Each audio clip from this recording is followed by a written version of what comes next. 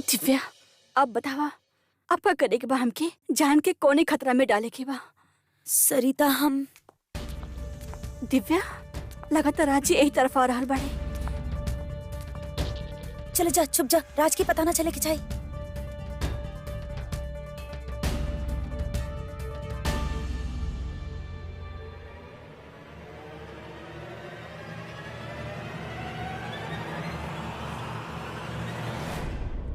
राज,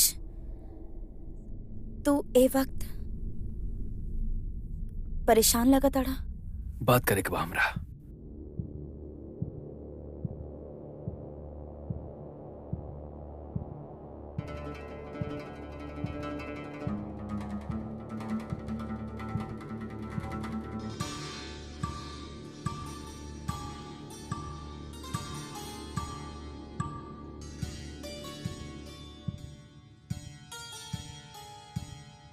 देख लू तो आज जॉन भैल जान जा सकत रहे सरिता जी के। शायद आचार्य जी जॉन काले रहलन उ सही बा। तारा तो उनकर बात पे विश्वास ही ना रहे। हाँ, ना करे नहीं हम यकीन, और करे के बिना चाहे पर, लेकिन कब कब यकीन करे के पड़ेला ताकि आगे जाके पछतावा ना होके। कोनो उपाय ना होला। उपाय का बा दिव्या? जरा सोचा। सरिता जी का देखले बड़ी उस जिंदगी में, ना प्यार ना परिवार के सुख। अरे जिंदगी के 10 साल तो हम बर्बाद कर देनी। कुछ करे क्या हुई दिव्या?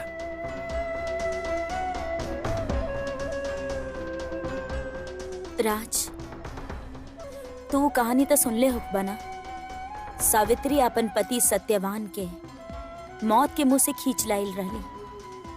हर पत्नी अपन पति खातिर ऐसने धर्म निभावेली।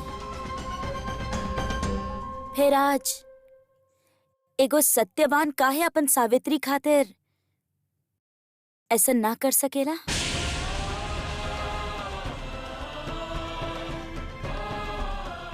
राज, सरिता के इतना प्यार दा कि भगवान के लिखल नियति बदल जाए।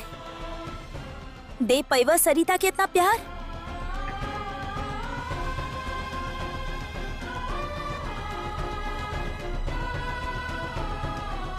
हम तारा से काले रानी दिव्या, प्यार सिर्फ एक ही बार होला, और हमार प्यार तारा हिस्सा आइल बा।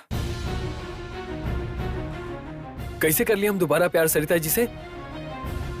नहीं क्या हो सका दोबारा प्यार? काहे ना हो सकेला दोबारा प्यार? प्यार कोनो गलती नहीं खे जे इंसान दोहरावे ना चाहे। तू इतना समझदार बाड़ा, इतना सारा प्ले, इतना सारा किरदार, इतना सारा नाटक केले बाड़ा। तू खुद डायरेक्ट केले बाड़ा वो लव स्टोरी जहाँ पे एक किरदार अपन पुराना रिश्ता से निकल के एगो नया रिश्ता से जुड़ेला, फिर प्यार करेला, फिर ओकर जिंदगी में उमंग आवेला, फिर बाहर आवेला। प्यार एगो ऐसन दौलत बा जिकर खजाना कबो खत्म ना होकेला। ये लाइन तू खुद लिख ले बाड़ा राज, और आपन हर नाटक में वो जी ले बाड़ा। राइट।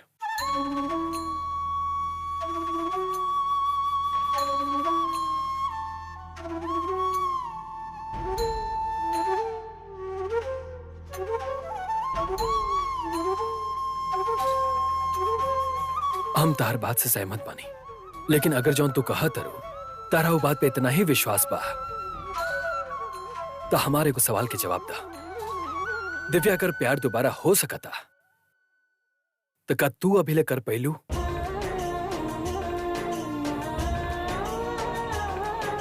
या आगे कर पैबू?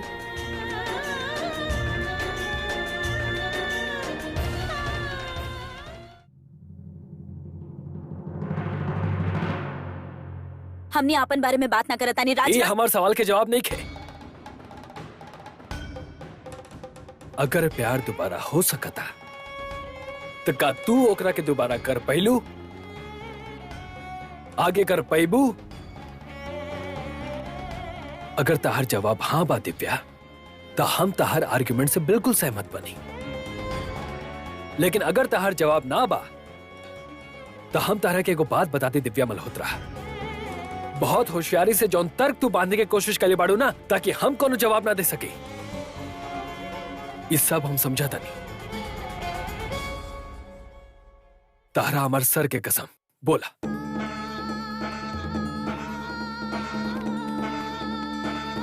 कहा हमरा से अगर प्यार दोबारा हो सकता तो काहे तू अबले दोबारा प्यार ना कैलू?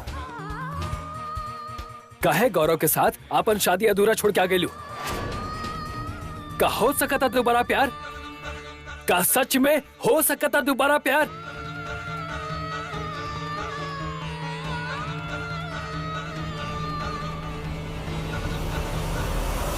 दोबारा प्यार हो सकेला राज।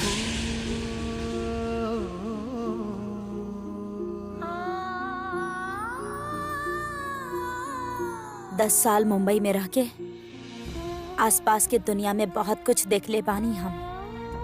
हम अपन आसपास ऐसा रिश्ता देख ले बानी जे अपन पुराना रिश्ता से बाहर निकल के एगो नया रिश्ता के साथ जुड़े ले और फिर से अपन जिंदगी के शुरुआत करे ले। 10 साल के अंतराल के बाद एगो डिवोर्स कपल फिर मिलेला और अपन जिंदगी नया सिरा से शुरू करेला। हाँ राज, प्यार दोबारा हो सकेला।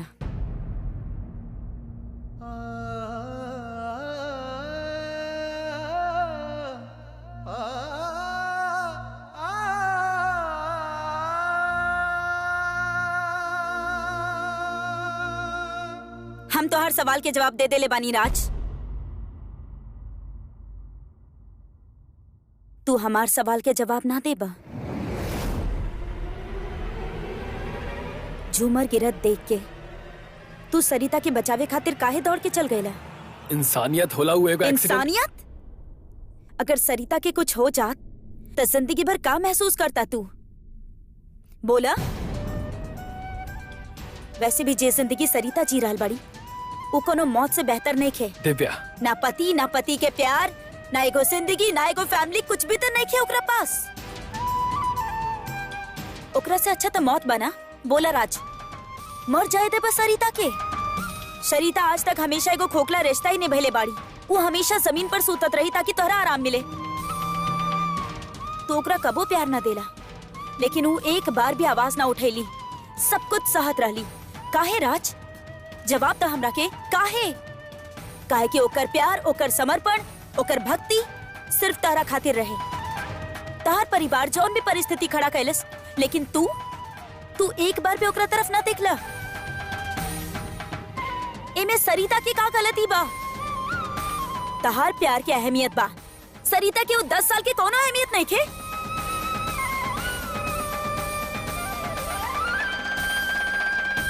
एक मिनट राज, हमार कसम बा तारा के। बोला, का सरिता के ओकर अधिकार ना मिले के चाहिए?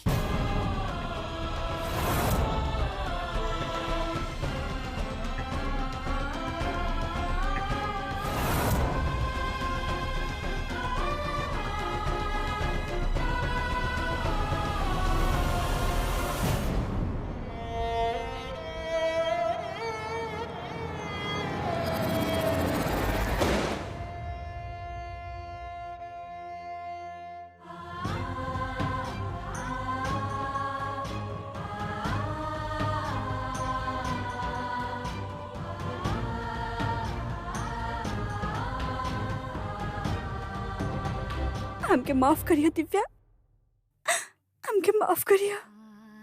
हम तोहरा पर शक कईनी, हमरे मन में संदेह रहल। तोहरा के पायल भी पहना देनी हम, लेकिन आज तो तू हमरा के अचंभित ही कर दियालू। तोहर एगो सवाल राजी के चुप कर दियलस, और उनकी चुप्पी में हमके उम्मीद के किरण नजर आई। दिव्या, उनके हमरे मौत के डर बा। हमार चोट सही ना पहनाऊ। दिव्या, हमरा के माफ कर दियो। हमके समझ में नहीं किया कि हम तो शुक्रिया कैसे अदा करी। तू हमरा अंधेरा जिंदगी में एगो दिया जला दिले बाड़ू।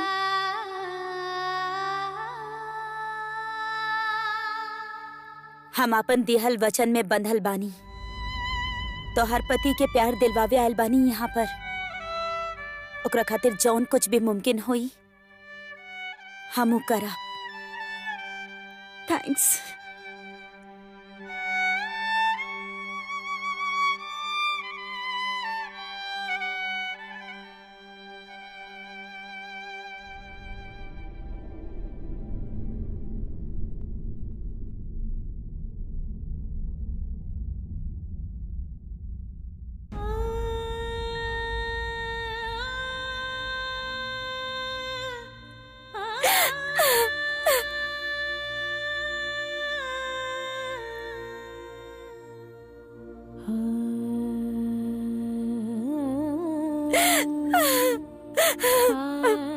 हमरा के माफ कर दिया राज, प्लीज हमरा के माफ कर दिया। हम तो हर झूठा कसम कहनी, अब कबो दोबारा प्यार ना कर सकेनी। हम सिर्फ और सिर्फ तरह से प्यार कैले बानी राज, लेकिन सरिता के खुशी खातिर हमरा तरह से झूठ बोले के पड़ल। सारा बनल बनाल खेल बिगाड़ देलस ही सरिता, सब चौपट कर देलस। ना वो झूमर गिरती, ना वहाँ सरिता होती, ना राज होके बचावे खाती रहती। और राज के अचानक से का हो गई? सरिता के ख्याल रखल शुरू कर देलस। कहीं आप कुछ छोटी जीजी के सामने कहता न देनी? वो आजकल सरिता के बहुत कान भर रहल हा। बेवकूफ बानी हम। सुंदरी के जगह कहाँ बा पता बा हमरा, और हम ओकरा से एक लफ्ज भी ना कहनी। और कल जौन भइल वो सिर्फ एगो हादसा रहे और कुछ ना। चला फिर ऐसे नहीं होखल हुई है, फिर भगवान भी तो हमने के साथ बा। अरे एगो मौका आर मिली है। अरे वो तो मिलबे करी। अब तो बस एक काम करे के बा कि हमार नालायक बेटा राज और दिव्या जितना बार हो सके एक दूसरा से टकराएं और जितना ज्यादा हो सके ज्यादा से ज्यादा वक्त साथ में गुजारें। और अगर दोनों में प्यार हो गई फिर तो ही समझ ला कि दुनिया के 5 उंगली घी में रहला, हमनी के 10 होखी। अच्छा, हमरे दिमाग में एगो बात आइला अभी। अगर हम सब परिवार वालन कहीं बाहर चल जाएं और दिव्या और राज घर में अकेले रहे, आग और घी दोनों एक साथ। अरे अकल के अंधी, हम तो सोचते रही तो अकल के बत्ती जल गई, मगर तू तो जन्म से अकल के अंधी बाड़ू। अरे दिव्या इतना बड़ा स्टार हिया, हमनी के घर में अकेले कहीं रही हूँ? अपन घर न चल जाई अकेले एक दिन खातिर? चल अभी बहुत तगड़ा नींद आ रहा हमके। अच्छा रुकी तो सही, हमार बात सुनी। हमने बहुत सारा सीरियल देखनी है, ओमे का सारा परिवार वालन बाहर चल जाले और हीरोइन के अचानक से चक्कर आ जाला और हीरो ओके लेकर कहीं सुनसान जंगल में रुक जाला और दोनों में प्यार हो जाले। ये जो नया अभी ये टीवी बॉक्स ले लेनी ना हमनी के, अब जाके वसूल भाई बा ओकर कीमत। कल ही पूरा परिवार के लेके अपन भोपाल के पास वाला भोजपुर के मंदिर चल जाई। ठीक बा, अब जाई? हाँ जाए।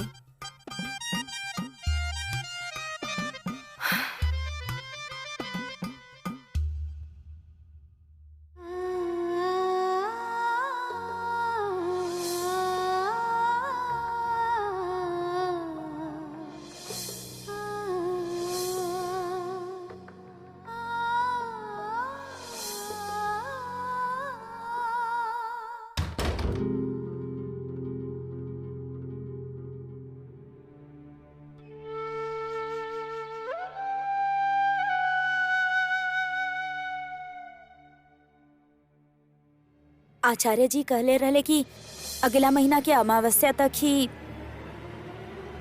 सरिता तारा साथ रही। साथ रही ना मतलब? सरिता के मौत होके वाला बा।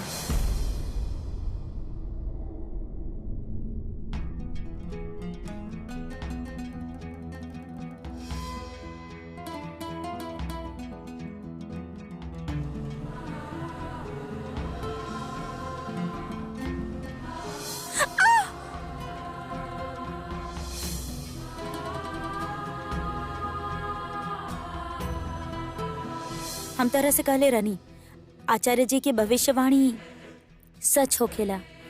सरिता तो आज सुबह मरत मरत बच गईली।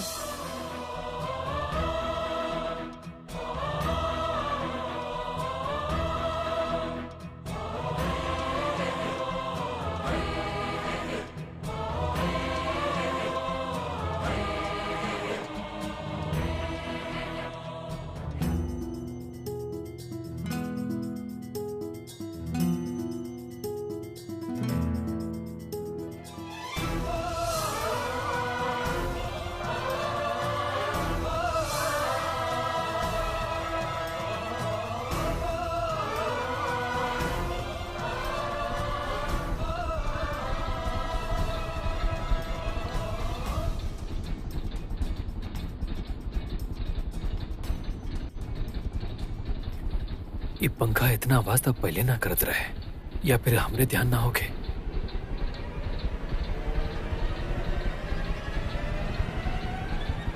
अगर ये पंखा सरिता जी पे गिर गई था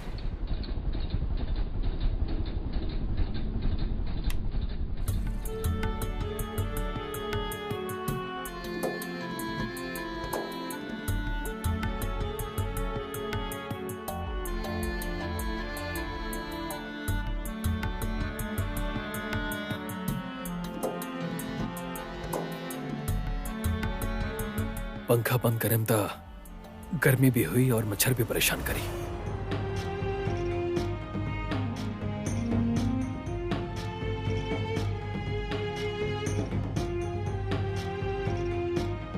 अगर आचार्य जी की भविष्यवाणी सच हो गई था, सरिता जी को उठाए के ही पड़ी।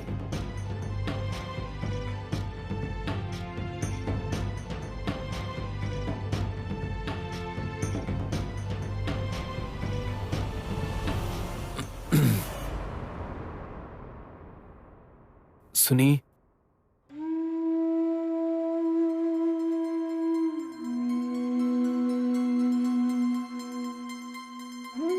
सरिता जी,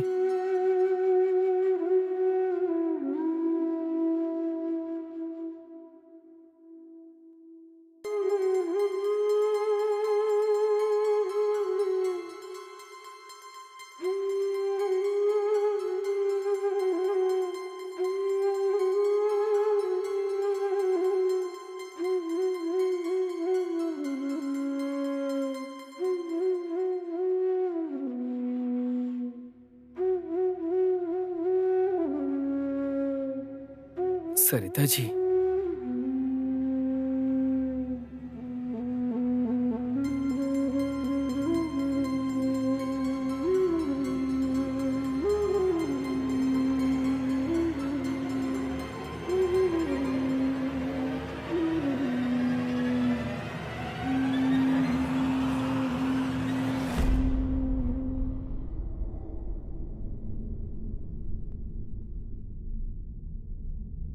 आप सॉरी। आप ऊपर सोच जाएं, हमेशा सोच जाए। पर जमीन पर सोते से आपके पीठ में दर्द हो खेला ना, हमेशा ठीक बानी। ना कुछ ना हुई, हम सोच जाए। पर काहे बरसों से तो हमें एजा सुतत आइल बनी। पहले की बात और रहे, अब अब का फर्क बा? आप बहस मत करी, ऊपर सोच जाए। और आप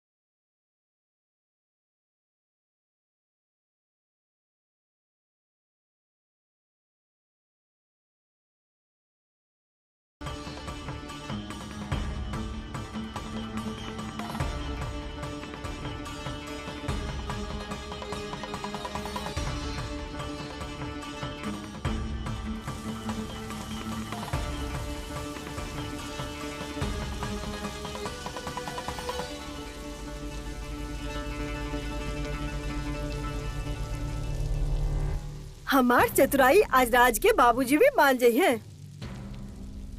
इधर दिव्या खीर खाई, उधर वो राज के बाह में।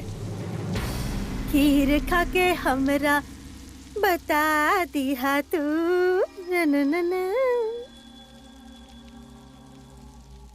आहा, का बात बा, काम बन गई। का बात बा जीजी? ईदनंत आपके खुशी बड़ा उफान में बा। काहे हमार खुशी देखल ना गइल, मिर्ची लाग गइल तोहरा के। बड़ी जीजी कैसन बात करतानी आप? ए घर के खुशियन पे सबसे पहला हक आप ही के बा। छोटी जीजी हमार बात के गलत मतलब मत निकाला। अरे हम ऐसा सोचने की पालक के पेस्ट की जगह मिर्ची की कटोरा ना उठा के ले जाऊं। अरे मुंह पर लगाईबू तो मिर्ची लगी ना। अरे अगर हम तोहरा के ताना मारे तो हमार जीभ कट के गिर जाई। हम अभी आई नहीं, हमार सामान के हाथ मत लगाई हा। और हाँ, पालक के ही कटोरा लेके जाइया।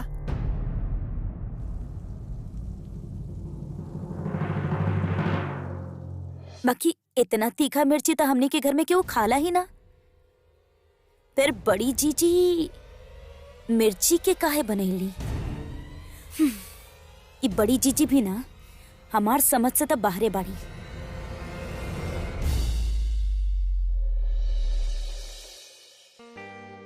सरिता, अरे क्या बात बा? चेहरा पर इतना ब्राइट स्माइल, का भइल बा? ओ, हाँ, कल रात का भइल कल? हम और राजी काल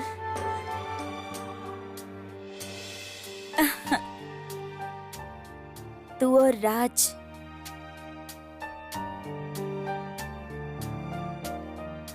दिव्या, याद बा कितना साल बाद पहली बार हम और राज जी एक के साथ एक ही बिस्तर पर सुतनी जा।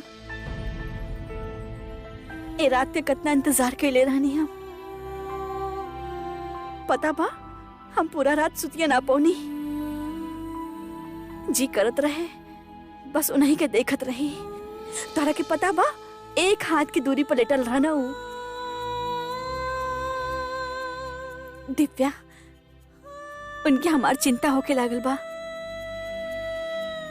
हमके जमीन पर सोते ना देना हूँ। Thank you Divya, thank you so much. तू ना होकतू ना तई नामुमकिन होके राज्य में बदलाव आवे लागल बा। नजर आवता हमके अब ऊ सब कर रहल बाड़े जन ऊ पहले कबो ना कैले।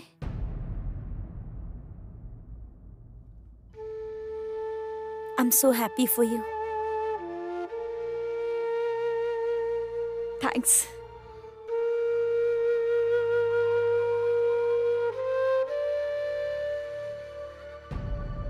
मैं तुलसी तेरे आंगन की। प्लीज छोटे बहू चला ना। चली ना छोटी बहू, प्लीज चली ना, ऐसा मत कर। मुन्नी चली ना। मुनी एक मिनट, मुनी हमरा ये फिनिश करे त छोटी बहू हम ही कहता नहीं कि हम आपके कुलदेवी के मंदिर में जाके का करब? आप सबके माँ आप सबके- समझाई ना। दिव्या, मंदिर में भला केहू काहे जाला, और हमार कुलदेवी हाथ तोहरो तो आशीर्वाद मिली। और वैसे भी मेहमानन के घर में अकेले छोड़ के ना चलल जाला। हाँ पता बा, माँ के ना डर लगा था मेहमान कहीं गहना चुरा के भाग गए तो। बबली, खा खा के हरिद्वार हो रहा लुहा, बोले की तरह की तमीज नहीं खे। अब कुछ बोलबू तो मुंह में ताला लगा दे। दिव्या तू ना करबू ना तो हम रूठ जाए। और जे तोहार सलाह बा ना बहू से मीठा मीठा बात करे के, वो हम हरगिज ना मानब। आप बात के कहां से कहां लेके जाता नहीं। अच्छा ठीक बा, अब हम आप सबके साथ चलब। Thank you so much. हम जरा चेंज करके आ जाएं। माँ खुशबू तो बहुत अच्छा आ रहा बा। बबली हटा बाहर। माँ छोड़ा ना, एमे शक्कर मुफ्त मिलल बा डिब्बा वाला। अच्छा अच्छा, तोरा खातिर अलग से भगोना में खीर रखल बा। ठीक बा, दर्शन कर लेवे दा, फिर टूट पड़िया एकरा पर। आ गई समझ में? ये डिब्बा तो हम गोद में लेके बैठे हो अपना साथ, मजाल के केहू हाथ लगा दे। और खा खा के ना मोटा जा तू। ए चल। अब पंखा के सरिता जी पे गिरे के कोनो डरने के।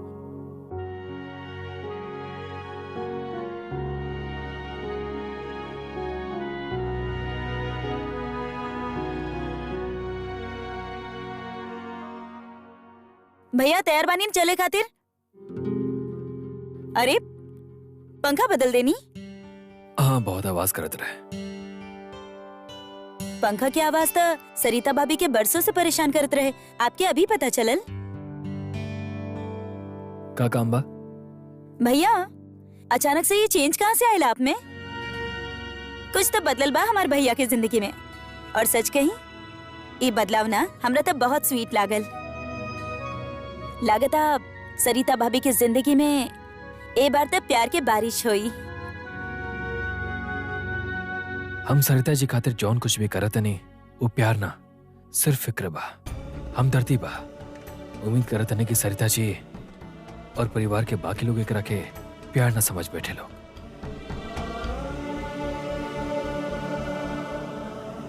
ई खीर तो आज हमार तकदीर खोली है।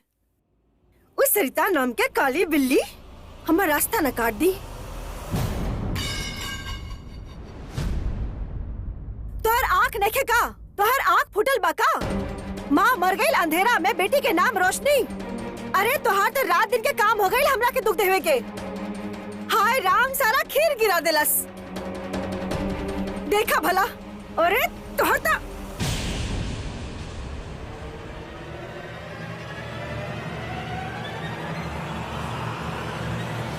हाथ उठावे की गलती भी मत करी हा। वो जमाना गईल कि जब मन में आवल बहू के जड़ दिलू चाटा। मत भूली कि आपके भी 3 बेटी बाड़ी, जैसन वो वैसन ही काटब। अगर उनके भी आप जैसन सास मिल गई ना तो उनकर भी जिंदगी नरक बन जाए जैसे कि हमार बनल बा आपकी वजह से। ए तोहार इतना हिम्मत? अरे तू हमार हाथ पकड़ लू हमार। का भइल माँ? अरे का भइल सत्यानाश कर देलस, सारा खीर गिरा देलस है और आज हमार हाथ पकड़ रहलू हा छुदरी। भाभी आप हमेशा ऐसे ही नुकसान कर देवेलू। हाँ और वो दिन वो भाला वाला मूर्ति भी तो टूटत टूटत बचल रहल। अरे मूर्ति तो छोड़ा, 3500 के साड़ी के नाश कर देलस छछुंदरी। का भाभी मुँह दिखाई देवे वाला दिन आप झूमर गिरा देनी, आज खीर दूध मेवा। आपकी पता भी बा महंगाई कितना बढ़ गई बा। एक तो नुकसान करा देवेलू, ऊपर से आँख दिखावेलू, माँ के हाथ भी पकड़ लेलू। तू तोहरा के तो आज हम सबक सिखा के रहब। निकल घर से, अपन घर जाके पाठ पढ़िया अपन माई बाप के। निकल। छोड़ बहू के हाथ। तू हमने के बीच में मत बोला। हम कह रहल बने बहू के हाथ छोड़। ये घर आपके ना हमरे पति के भी है। अगर हो सकेला तो हमके घर से निकाल के दिखावा। जितना अत्याचार आप माँ बेटी के करे के बा उतना कर ला, लेकिन हम जीते जी यहाँ से ना जाए। अगर हमारे पति चाहिए तो ही हम एजा से जाए।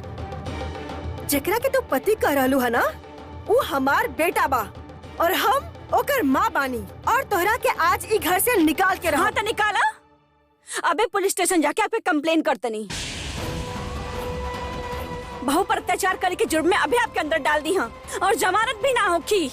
याद रखिए।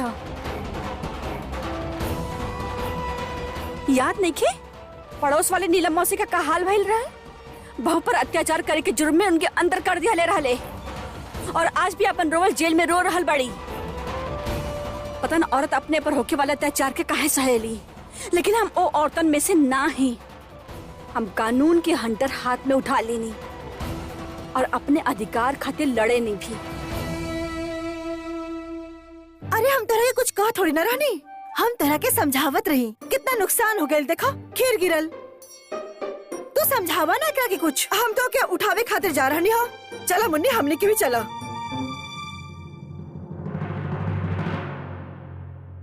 शाबाश शाबाश हमारा अल्लाह के गाय, बहुत अच्छा कहलो। लात के भूत बात से ना माने ले। अपने सास के अच्छा सबक सिखैलो। काहे कि अत्याचार करे वाला से ज्यादा अपराधी अत्याचार सहे वाला होखेला। हमार इरादा उनकर अपमान करे के या उनके डरावे के ना रहल, लेकिन हमरो भी तो कुछ आत्मसम्मान बा ना। ऐसन त नइखे कि बहू के पाँव पोछे के कपड़ा बना दा, वो बस साथ रहे। हमार माँ और बहन कितना परेशान करेली ना आपके भाभी, फिर भी आप ससुराल छोड़ के ना जाता नहीं कि वो आपसे प्यार करे चाहे ना करे। आप ये परिवार से हमेशा जुड़ के रहे चाहत रहनी। भाभी एगो बात बताई आपके, जौन दिन हम कोनो घर के बहू बननी ना तब बिल्कुल आप जैसन बना, अपन माँ जैसन ना। सच हो।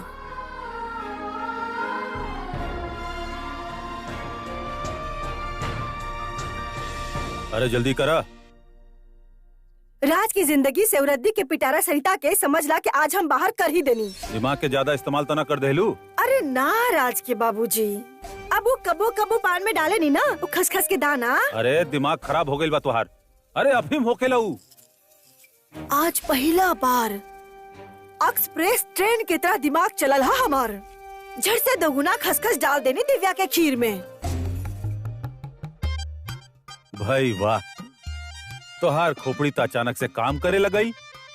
अभी खीर खा के दिव्या जी के सर चकराई और ओके अपन बाहों में भर के हमार बेटा ओके घर ले आई। का करे के पड़ेला माता पिता के अपने बेटा खातिर। अब देखिया सरिता के 10 बरस हो गई, एको बच्चा न भइल ओकरा। अरे सरकार पूरा पूंजी जब्त अगर वारिस न होके ता यही खातिर करे के पड़ता ही सब। आप बेफिक्र रही, आज राज और दिव्या में कुछ न कुछ हो के रही। अरे जोन भी करिया ध्यान से करिया, वरना वक्त से पहले उछली ना तो ये खीर के वो और के मुंह में जा गिरी। कम ना बानी हम, कमला बानी कमला। पहले तीखी मिर्ची के पकौड़ा उ दिव्या के खिलाई, फिर ओकर मुंह जली है, सीसी करी है, पानी पानी करी है। पानी हमार गाड़ी में होखिए ही ना, हम फट से ओके खीर खिला दे। खीर खिलावत ही हमार बेटा के पुनर्विवाह दिव्या के साथ। अरे वाह, तू तो आज जल्दी करा, देर ना करा, सब तैयार हो गए सब। चल अभी।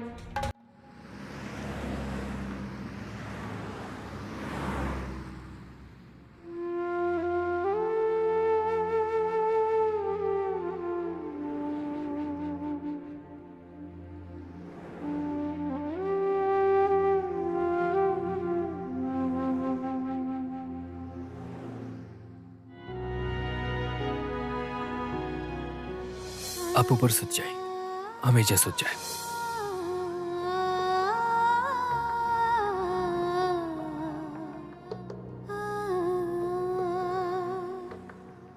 परसों से तो मेरे सुतत आवत नहीं। पहले के बात और रहे, अब का फर्क बा? अब बहस मत करी, ऊपर सुत जाए।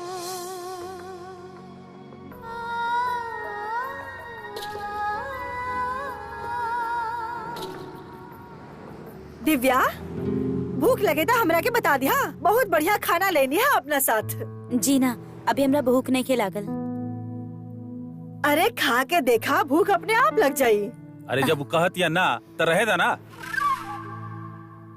सबर कर ना अकल के दुश्मन, उछलत काहे बाड़ू बंदरिया की तरह। अरे तोरा पेट में कोनो बात तो छुपते नहीं खे।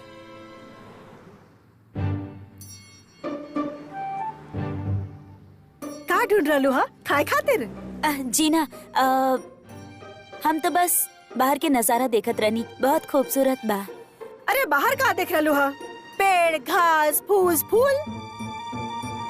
असली मजा तो खीर खाए में बा। अपन हाथ से बना के लेनी हम। खैबू? हमरा भी सच्चे भूख नहीं खे, हम अपने आप मांग ले अब आपसे। चल झूठी, तोरा के खीर के गुण के बारे में पता नहीं खे। अच्छा, दूध के फायदा के बारे में तो पता हुई है। दूध में कितना फायदा होला, ताकत आवेला, कैल्शियम मिलेला और हड्डी मजबूत होखेला। और जे ओमे मेवा, हाय हाय, मेवा से स्किन में चमक आवेला। कम से कम 5 साल उम्र कम दिखाई देवेला। ये अकल के तारा तोड़ के ही दम लिया आज। जब तक सब कुछ चौपट न कर दी तब तक चुप न बैठी। दिव्या खा लेना थोड़ा सा खीर। अरे तू तो पीछे ही पड़ गई लू दीवा जी के। अरे भाई तो टीवी स्टार बाड़ी, ऊ ना खाई ली ई देसी पकवान, ऊ त अंग्रेजी डेजर्ट खाई है। डेजर्ट? ई डेजर्ट का होला?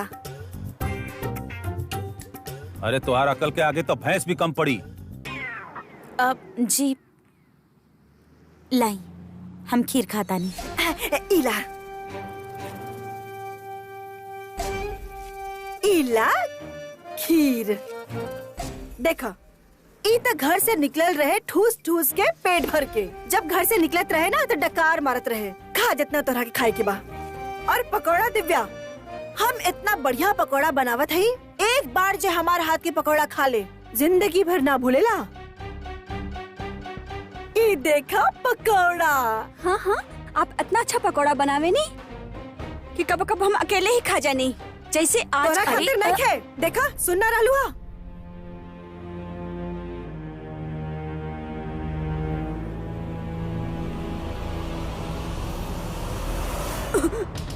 सरिता बहू,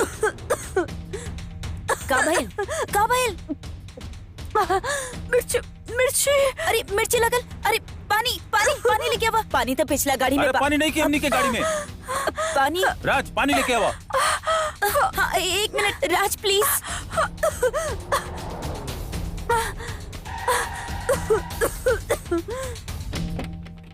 सरिता इला ई खीर खा। जब तक पानी आ रहल बा तब तक ई खीर खा। अरे दिव्या, खीर काहे खिला रहलू हा? मत खिलावा, ये बहुत खा ले लिबिया। मत खिलावा। अरे मत खिलावा दिव्या, रही देना, एके मत दा। हे भगवान।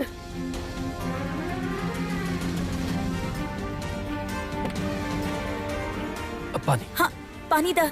सरिता पानी पिया। अरे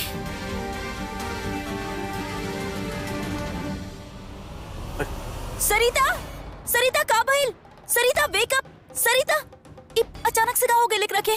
सरिता जी, हरे राम हरे कृष्ण।